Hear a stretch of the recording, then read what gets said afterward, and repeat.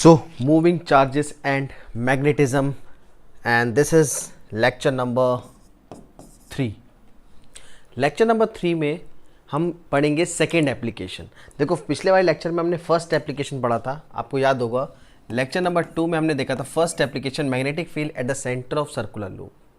अब lecture number 3 start है हमारा, ये वाला लेक्चर है आज सेकेंड एप्लीकेशन का, magnetic field at a point on the axis of a loop. और उसके बाद वाले लेक्चर नंबर 4 में हम थर्ड एप्लीकेशन पढ़ेंगे, ठीक है, नेक्स्ट लेक्चर में. तो आज हम इसकी बात करेंगे, magnetic field at a point on the axis of a loop. Very important part, ठीक है. ये वाला तो थोड़ा इजी भी था, ये थोड़ा समझने वाला है, ठीक है. चलो स्टार्ट करते हैं. Magnetic field at a point on the axis of अ, देखो लूप का मतलब यहाँ पे ये भी है, करंट कैरिंग सर्कुलर लूप या करंट कैरिंग सर्कुलर कंडक्टर, ठीक है. इस केस में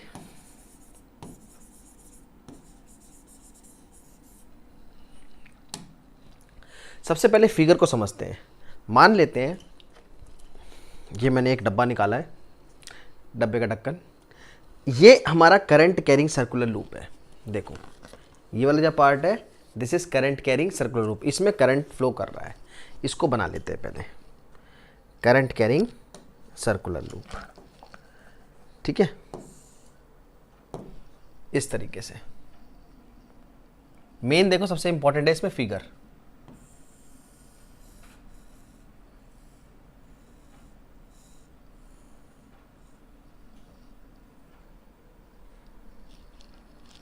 मजा नहीं आया, फिगर चेंज करते हैं.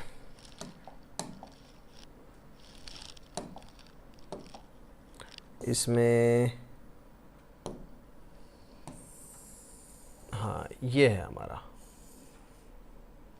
ये देखो this is current carrying circular loop, ठीक है. अब इस करंट कैरिंग सर्कुलर लूप के हिसाब से, ठीक है, इसमें आई करंट फ्लो हो रहा है. अब ये इस तरीके से है, ये जो मैं आपको फिगर दिखा रहा हूँ ये बेसिकली इस तरीके से है, करंट कैरिंग सर्कुलर लूप. अब हमें मैग्नेटिक फील्ड निकालना है eight a point on the axis of a loop. इसके एक्सिस पे, मतलब ये इसका एक्सिस है, देखो ये सेंटर से, इस सेंटर से जो पॉइंट जाएगा ये इसका एक्सिस है, ठीक है. तो इसका एक्सिस बना लेते हैं. देखो यहाँ से दिस इज द एक्सिस, ये है इसके एक्सिस पे. पूरा फिगर सही से समझना है. ये सर्कुलर कंडक्टर था, करंट कैरिंग सर्कुलर कंडक्टर, और ये इसका एक्सिस है, ये जो पॉइंट है. अब मुझे इस पॉइंट पे, means I need, this is point P, इस पॉइंट पे मैग्नेटिक फील्ड निकालनी है. सबसे पहले तो आपको ये समझ में आना जाना चाहिए कि हम करने क्या जा रहे हैं. ये सर्कुलर कैरिंग कंडक्टर है, ये इसका एक्सिस है, इसके एक्सिस पे हमने एक पॉइंट ले लिया P, और इस पॉइंट पे मैग्नेटिक फील्ड निकालनी है. अब यहां से हम अपना शुरू करेंगे प्रोसेस, ठीक है. मान लेते हैं इस कंडक्टर का रेडियस है A, सर्कुलर कंडक्टर का रेडियस है A. देखो बायो सावर्ट लॉ यूज करेंगे तो स्मॉल एलिमेंट लेना पड़ेगा dl. उस dl एलिमेंट को हम यहां ले लेते हैं, दिस इज dl एलिमेंट, ठीक है. अब बायो सावर्ट लॉ जब हमने पढ़ा था, आपको याद होगा बायो सावर्ट लॉ हमने पढ़ा था, तो उसमें करंट कैरिंग कंडक्टर इस पॉइंट P पे निकालना था, तो ये डिस्टेंस हमें चाहिए थी, दैट इज R. ये डिस्टेंस, मतलब ये डिस्टेंस कहाँ से थी, dl एलिमेंट से इस पॉइंट तक की डिस्टेंस. दैट मीन्स हमें ये dl एलिमेंट से इस पॉइंट P तक की डिस्टेंस भी चाहिए.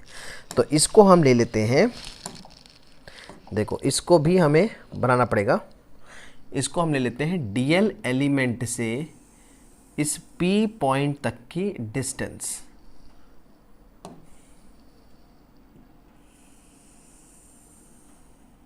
ये आ गई, ठीक है. dl एलिमेंट से P पॉइंट तक की डिस्टेंस, इस डिस्टेंस को क्या लेंगे हम, R. क्लियर. अगर ये समझ लो कि dl से P पॉइंट की डिस्टेंस बेसिकली है क्या, देखो ये जो dl एलिमेंट मैंने यहाँ पे पॉइंट P है, ये P पॉइंट है, तो यहाँ से लेके यहाँ तक की दूरी है, ठीक है, डीएल एलिमेंट से पी पॉइंट तक की दूरी। अब इसमें हम क्या करने वाले हैं, एक डिस्टेंस ये रह गई, इसको ले लेते हैं x, इसको ले लेते हैं x। सेंटर से, इस सेंटर O से इस P पॉइंट तक की दूरी x है। ठीक है, अब आई होप आपको क्लियर समझ में आ रहा होगा। ठीक है, अब यहां से हम इसको स्टार्ट करते करना। सबसे पहले बायो-सावर्ट लॉ यूज करेंगे फॉर दिस स्मॉल एलिमेंट। ठीक है, तो using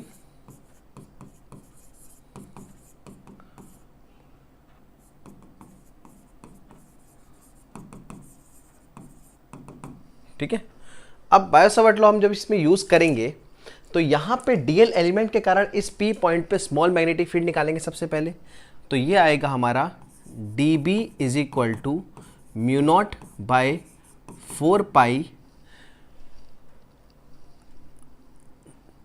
I d l sine theta by are square. ये तो हमारा मेन फॉर्मूला है। अब इस फॉर्मूले में इसको रखना है।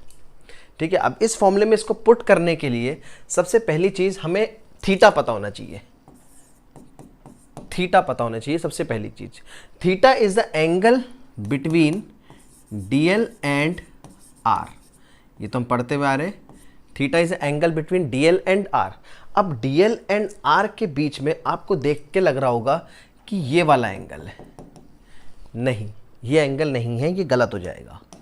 ठीक है, यहाँ पे कई बच्चे कंफ्यूज हो जाते हैं कि ये वाला एंगल डीएल और आर है। नहीं, ये एंगल अगर आप लेंगे तो ये ए और आर के बीच का एंगल है। जैसे आप देखो, ये सर्कुलर कंडक्टर इस तरीके से है।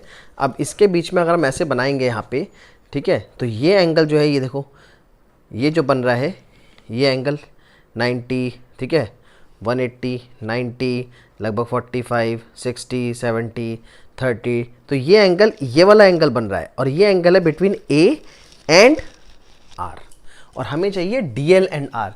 तो बेसिकली इस कंडक्टर के हिसाब से डीएल ये वाला पार्ट होगा। ये डीएल, हमने इसका स्मॉल एलिमेंट लिया है, ये जो टेंजेंट होता है ना सर्कल का, this is the DL element.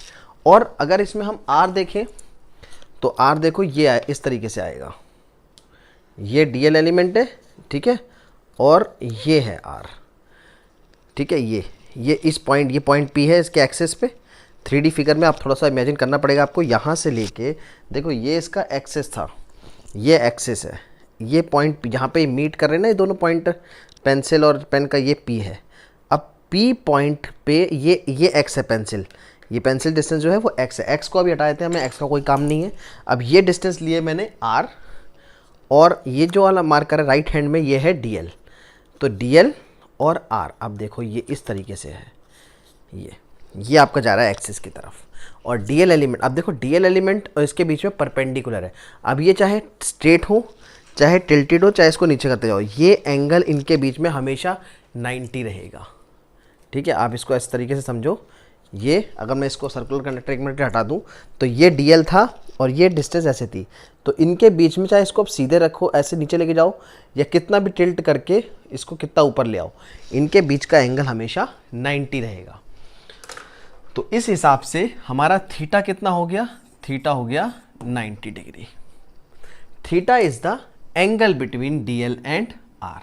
अब उस एंगल को आप लोगे तो ये थीटा, हाँ, थीटा 90 आ गया। यहाँ पे पुट करेंगे तो कितना आएगा, d B is equal to mu naught by 4 pi I d l by are square, because sine 90 हमारा क्या होता है, साइन 90 हमारा 1 होता है। ठीक है, आई होप कि इतना फिगर आपको समझ में आ गया होगा, इसमें कोई दिक्कत नहीं होनी चाहिए। क्लियर, ये हो गया स्मॉल एलिमेंट। अच्छा, दूसरा चीज़ हम इसमें डायरेक्शन भी देख लेते हैं। अब ये जो स्मॉल एलिमेंट dB है, इस dB का डायरेक्शन हम यहाँ पे कैसे प्लॉट करेंगे, इसका डायरेक्शन देखना है तो राइट हैंड यूज़ कर लीजिए। करंट है, करंट इस तरफ आ रहा है और R ये जा रहा है। ठीक है, तो करंट हमारा इस तरफ है, R ये जा रहा है, यानी कि थर्ड एक्सिस जो होगा वो परपेंडिकुलर होगा इसके, ये इस तरीके से, ये परपेंडिकुलर होगा R वेक्टर के। सॉरी बच्चों, थोड़ा सा लाइट का इशू था। तो तो हम बात कर रहे थे डीबी के डायरेक्शन की। तो देखो ये करंट आउटवर्ड आ रहा है यहाँ डीएल एलिमेंट पे, और ये जा रहा है आर। तो ये जो आएगा हमारा पार्ट, ये आएगा आर। डीबी जो आएगा that is this part perpendicular to this are vector. आप राइट हैंड रूल यूज भी कर सकते हो। अब सेम देखो यहाँ पे डीबी का हमें डायरेक्शन मिल गया perpendicular to this are vector. ठीक है, अब देखो एक एंगल पे एक्ट कर रहा है डीबी एक एंगल पे एक्ट कर रहा है। ठीक है, तो इसके दो कंपोनेंट रिजॉल्व होंगे, हॉरिजॉन्टल कंपोनेंट और वर्टिकल कंपोनेंट। अब इसके दो कंपोनेंट रिजॉल्व होंगे। ये ध्यान रखना कि ये जो हमारा डीबी है that is perpendicular to DL.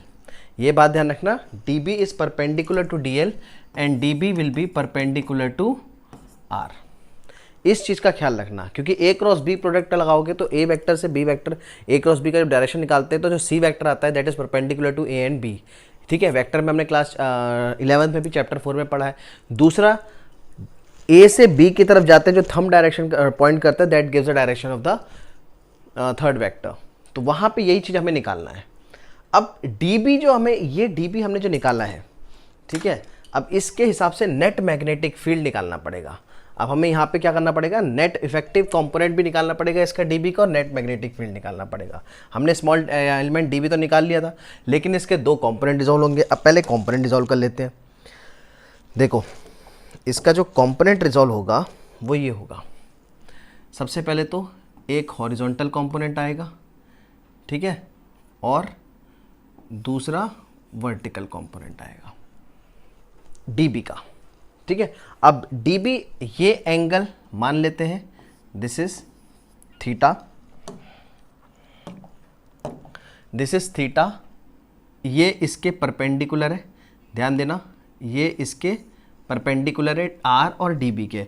ये एंगल थीटा है, तो ये बचा हुआ ऑटोमेटिकली कितना हो जाएगा, थीटा। आप देखो ये हॉरिजॉन्टल और वर्टिकल लाइन है, ये एंगल भी हमारा क्या है 90। ठीक है, ये थीटा है, ये 90 है, तो ये बचा हुआ कितना हो जाएगा, थीटा हो जाएगा। अब यहाँ पे ये हो जाएगा हमारा D B cos theta angle के साथ वाला, और ये हो जाएगा D B sine theta. Same आप यहाँ से दूसरी तरफ से भी देख सकते हो। अगर दूसरी तरफ से देखें हम, तो दूसरी तरफ से इसी के बिल्कुल डायमेट्रिकली एक डीएल एलिमेंट लेना पड़ेगा हमें यहाँ पे, बिल्कुल इसके डायमेट्रिकली इस जगह पे। और इस डीएल एलिमेंट के कारण भी आप बिल्कुल इस डीएल एलिमेंट के कारण भी देखो यहाँ पे इस जगह से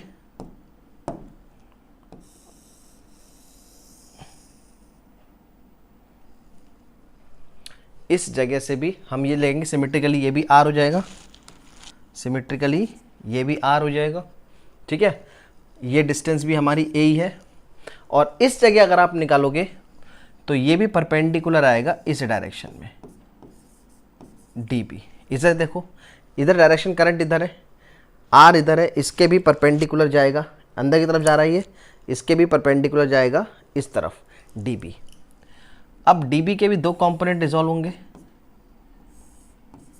एक डीबी कॉस थीटा एंगल के साथ वाला, सिमिलरली जैसे ऊपर करा था पूरा पोर्शन सेम, और ये डीबी साइन थीटा। तो देखो कॉस थीटा तो आपस में वैसे भी क्या हो रहे हैं, कैंसिल आउट हो रहे हैं। कॉस थीटा वाले कंपोनेंट आपस में क्या हो रहे हैं, कैंसिल आउट हो रहे हैं। तो इफेक्टिव कंपोनेंट हमारे कौन से हैं,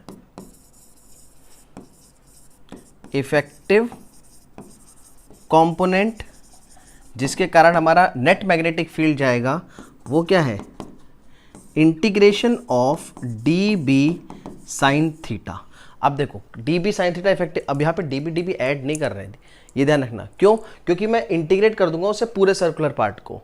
ये डी बी ऐसा नहीं कि आप D B sine theta, D B sine theta को 2 डी बी साइन थीटा लिख दो। यहाँ पे डी बी साइन थीटा हम सिर्फ एक डीएल एलिमेंट के कारण ले रहे हैं, और इसको इंटीग्रेट कर देंगे 0 से 2 पाई ए, मतलब कंप्लीट सर्कल इन्वॉल्व हो जाएगा उसमें।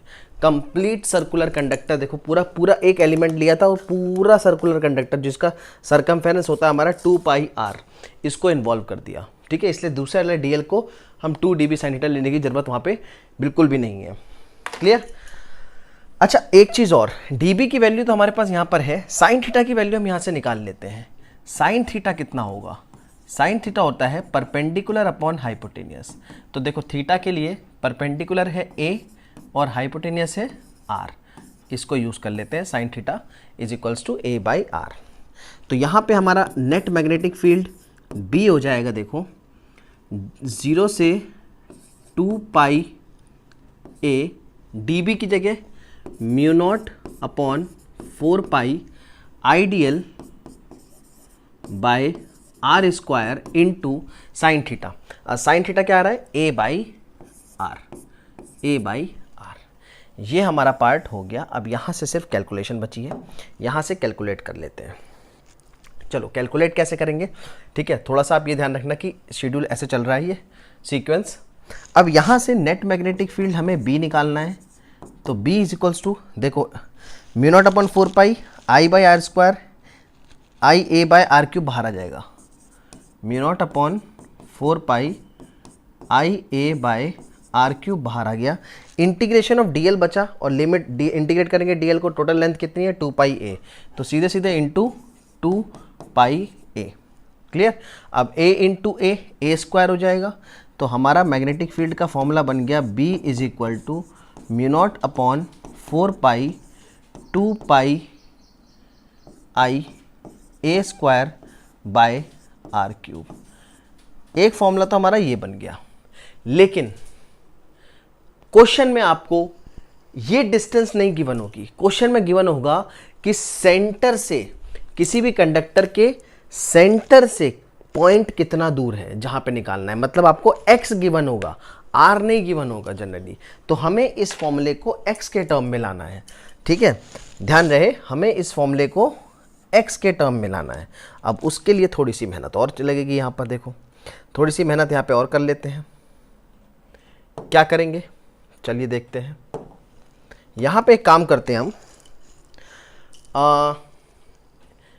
आर यहाँ पे पाइथागोरस थ्योरम यूज करते हैं, PGT। पाइथागोरस थ्योरम यूज करेंगे तो R square is equal to perpendicular का स्क्वायर प्लस बेस का square, A square plus X square लिख सकते हैं, या X square plus A square लिख सकते हैं। यानी कि आर के पास, हमारे पास आर की वैल्यू आ गई x square plus A square की पावर 1/2। अंडर रूट को मैं 1/2 लिख रहा हूँ। अगर r इतना है तो आर क्यूब कितना होगा? आर क्यूब होगा x square plus A square की पावर 1/2 इंटू 3, 3/2। ठीक है, ये 3 है, 3/2।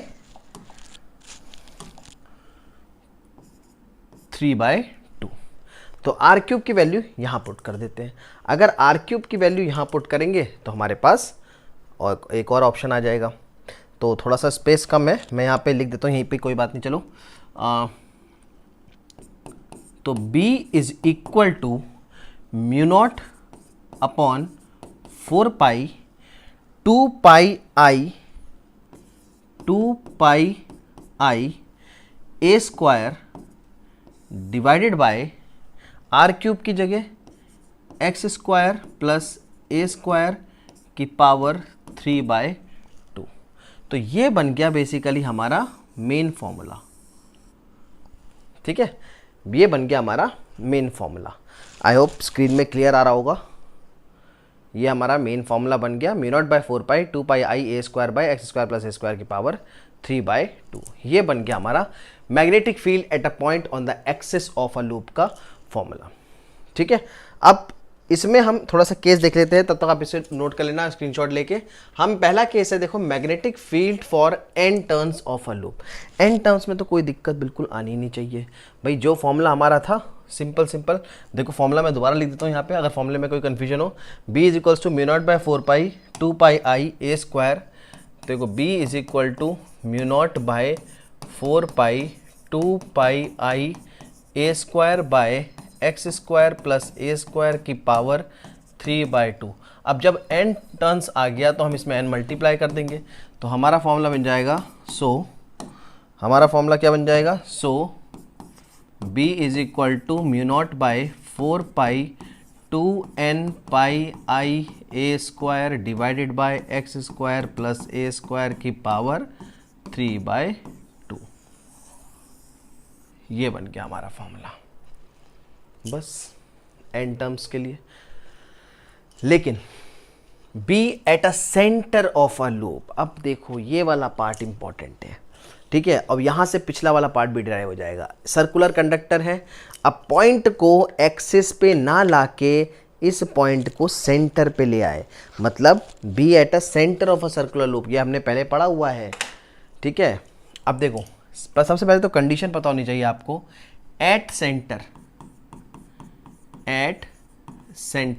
अगर हम इस कंडक्टर का फॉर्मूला देखें इस तरीके से, थोड़ा सा ऐसे था, एट सेंटर पे अगर हम पी पॉइंट पे ले आए तो इससे पहले पी पॉइंट यहाँ था, पी पॉइंट को इधर ले आए सेंटर पे, यानी कि ये जो डिस्टेंस है एक्स, ये तो जीरो हो गई। जब इस पी पॉइंट को यहाँ पे ले आएंगे तो ये एक्स डिस्टेंस ख़त्म हो जाएगी, सिर्फ क्या बचेगा, ए बचेगा। और वो ए किसके बराबर हो जाएगा वो देख लो आप, सॉरी ए तो रेडियस हमारा है, एक्स खत्म हो जाएगा। तो हम एक काम करते हैं, यही कंडीशन इसके फॉर्मूले पुट कर देते हैं। तो हम लिखेंगे at center x is equal to 0। अब x इज इक्वल टू 0 के बाद जो हमारा मैग्नेटिक फील्ड का फॉर्मूला है B is equal to mu naught upon 4 pi, ये देखो ये वाला फॉर्मूला यूज़ कर रहे हैं, 2n पाई वाला नहीं, ये वाला फॉर्मूला यूज़ कर रहे हैं, 2 pi I A square bye, ठीक है, 2 pi I A square divided by X square plus A square की पावर 3/2। अब ये कंडीशन अगर पुट करेंगे x इज इक्वल्स टू 0 की, तो क्या बनेगा भाई, x इज इक्वल्स टू 0 की कंडीशन पुट करना, यानी पे ये पार्ट खत्म हो गया, तो ये आया mu naught upon 4 pi 2 pi I A square divided by X square, खत्म हो गया भाई, ये तो खत्म हो गया, बचा क्या ए स्क्वायर। अब ये ए स्क्वायर का, अब देखो ए स्क्वायर की पावर 3/2, ये से 2 से 2 कट गया, तो बचा क्या, ए क्यूब, ये बचा ए क्यूब, और ये ए स्क्वायर क्यूब से कट जाएगा। तो basically we got, so b is equal to mu naught upon 4 pi 2 pi I by A, b is equal to mu naught by 4 pi 2 pi I by A. और एक twist देखो यहाँ पे, और pi से pi cancel, 2 to 4, b is equal to mu naught by 2 I by A. अब ये तो भाई फर्स्ट एप्लीकेशन, सबसे पहला जो एप्लीकेशन था हमारा, सबसे फर्स्ट एप्लीकेशन देखो, B at a center of circular loop, इसमें भी तो हमने वही निकाला था, डीएल एलिमेंट लेके 90 पुट करा था ओ पे, तो इसमें भी तो हमारा मैग्नेटिक फील्ड यही आया था, B is equal to mu naught by 2 I by A, और B is equals to mu naught upon 4 pi 2 pi I by A. और ये इसका केस भी बन गया, यही इसके केस नंबर 2 भी हो गया भाई। जब पी एक्सिस में x जब 0 हो गया तो x 0 मतलब यही कंडीशन आ गई, ठीक है। तो ये सेम फॉर्मूला हमारा इससे भी ड्राइव हो गया, ठीक है, mu naught upon 4 pi 2 pi I by A. Last case देख लेते हैं इस केस में, B at a point when it lies far away from the center of a loop। अब far away मतलब, कहने का मतलब ये है कि ये छोटा सा पॉइंट है, अब यहाँ से मैं खूब दूर ले जाऊँ, P पॉइंट को काफ़ी दूसरी अपोजिट साइड की दीवार पे लगा दूँ, ये बहुत छोटा हो गया, मतलब ये जो A है ना, ये A इसका रेडियस ये बहुत छोटा हो गया, X बहुत ज़्यादा बड़ा हो गया। तो इसकी कंडीशन क्या आ गई देखो, इसकी कंडीशन आती है when x is far far greater than a, ठीक है। तो x square plus A square की पावर 3/2 वाले केस में अगर x बहुत ज़्यादा बड़ा हो जाएगा तो यहाँ पर हम इस a स्क्वायर को नेग्लेक्ट कर सकते हैं। जैसे कंडीशन क्या है, ये पॉइंट है और इस पॉइंट पे हम पॉइंट यहाँ ले गए, दिस इज x, और ये छोटा सा जो है ये a है, तो इस एक स्क्वायर को हम नेगलेक्ट कर रहे हैं क्योंकि ये पॉइंट P बहुत दूर हो गया। अब इस a स्क्वायर को नेगलेक्ट करोगे तो ये क्या बन जाएगा देखो, x स्क्वायर की पावर 3/2, 2 से 2 कट गया, तो बेसिकली ये बन गया x क्यूब, सिंपल सा ये बन गया x क्यूब। अब इसको फॉर्मूले में पुट कर देंगे, ठीक है। तो फॉर्मूला क्या बना हमारा, so B is equal to mu naught upon 4 pi 2 pi I A square divided by, हमारा फॉर्मूला था X square plus A square की पावर 3/2। अब जब इस कंडीशन को पुट करेंगे तो ये हो जाएगा mu naught upon 4 pi 2 pi I A square divided bye, अब x square plus A square सीधे सीधे क्या बन जाएगा, एक्स क्यूब, तो ये आ गया एक्स क्यूब। तो इस केस में ये फॉर्मूला हम सीधे सीधे अप्लाई करेंगे 2 pi I A square by X cube. अच्छा, एक मज़ेदार बात और, इसी में एक बहुत ही अच्छी बात देखो, इसमें हम एक ये चीज़ लगा सकते हैं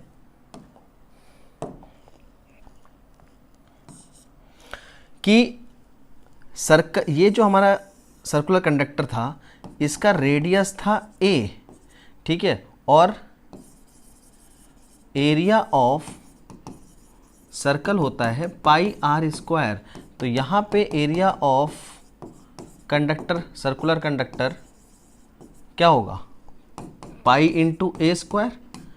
भाई pi R square normal area of circle होता है, तो इस कंडक्टर के हिसाब से रेडियस ए है, दिस इज ए, तो पाई ए स्क्वायर होना चाहिए। और अगर ये पाई स्क्वायर होना चाहिए तो इस हिसाब से हमारा ये फॉर्मूला भी एक बार और कन्वर्ट हो जाता है, और we can write b is equal to mu naught upon 4 pi, ठीक है, 2 आई, अब देखो पाई इंटू ए स्क्वायर, पाई और ए स्क्वायर, पाई ए स्क्वायर क्या है, एरिया, ठीक है, तो 2 एरिया को हम ले लेते हैं ए, इस एरिया को ले लेते हैं हम ए, तो 2IA by X cube, area के टर्म में भी ये डायरेक्ट फॉर्मूला हमारा डिराइव हो गया। तो ये सारा खेल जो था ये था magnetic field at a point on the axis of a conductor. अगले वाले में हम थर्ड एप्लीकेशन में स्ट्रेट की बात करेंगे। तब तक के लिए थैंक यू।